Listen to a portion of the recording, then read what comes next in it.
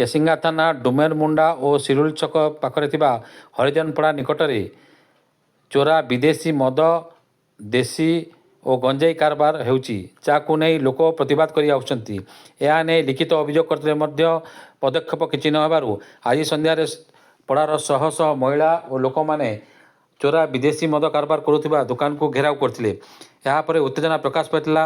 ଖବର ପାଇ କେସିଙ୍ଗା ପୋଲିସ ଘଟଣାସ୍ଥଳରେ ପହଞ୍ଚିଥିଲା, କିନ୍ତୁ ଲୋକମାନେ ପୋଲିସକୁ ମଧ୍ୟ ଅଟକ ରଖି ଯେଉଁ ପର୍ଯ୍ୟନ୍ତ ଚୋରା ବିଦେଶୀ ମଦ ଯେଉଁଠି ବିକ୍ରି ହେଉଛି ତାହା ଧରା ନ ପଡ଼ିବ ସେ ପର୍ଯ୍ୟନ୍ତ ଛାଡ଼ିବେ ନାହିଁ ବୋଲି କହିଥିଲେ।